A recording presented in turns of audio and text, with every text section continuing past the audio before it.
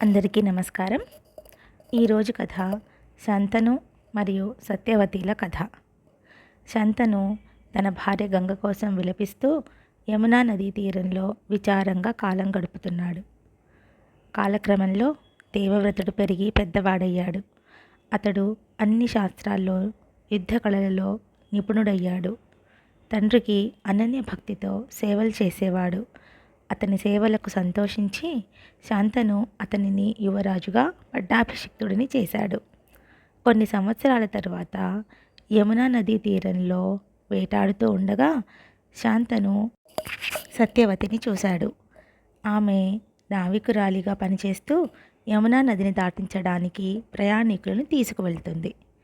సత్యవతి అసలు పేరు మత్స్యగంధి. ఒకరోజు పరాశర మహర్షి ఆమె నావలో ప్రయాణిస్తున్నప్పుడు ఆమె సౌందర్యానికి ముగ్ధుడై ఆమెను ప్రేమించాడు. పరాశర మహర్షి వరం వల్ల ఆమె శరీరం నుండి చేపవాసన పోయి మంచి పరిమళం వచ్చింది. అంతేకాకుండా పరాశర మహర్షితో ఆమెకు వ్యాసుడు అను కుమారుడు జన్మించాడు.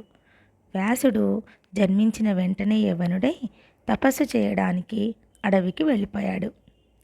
వెంటనే ఆమెను ప్రేమించి వివాహం చేసుకోవాలని నిర్ణయించుకున్నాడు శంతనుడు. సత్యవతి తండ్రి దాసరాజు వద్దకు వెళ్ళి తన కోరికను తెలిపాడు.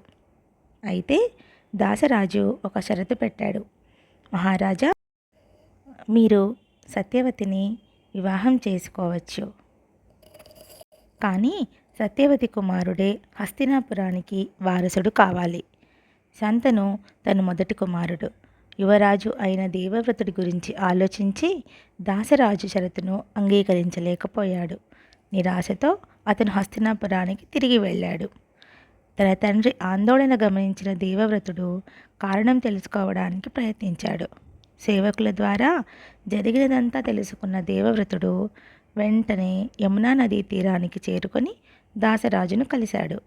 తన తండ్రి వివాహం కోసం తాను స్వచ్ఛందంగా రాజ్య సింహాసనానికి వారసత్వ హక్కులను త్యాగం చేస్తున్నట్లు ప్రకటించాడు.